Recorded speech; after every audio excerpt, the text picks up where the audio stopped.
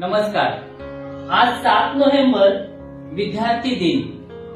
आजचा दिवस आपल्यासाठी खूप खास आहे, कारण याच दिवशी डॉक्टर बाबासाहेब आंबेडकरांनी पहिल्यांदा शाळेत पाऊल ठेवले होते.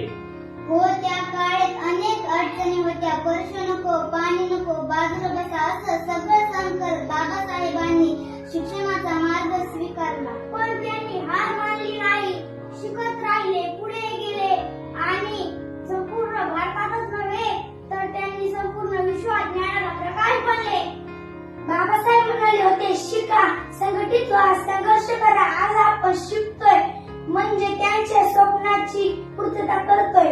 आज आपण त्यांच्यामुळे शाळा शिकतो, अभ्यास करतो, स्वप्न पाहतो. म्हणून आजचा दिवस म्हणजे विद्यार्थ्यांच्या सामर्थ्याचा आणि प्रेरणेचा दिवस आहे.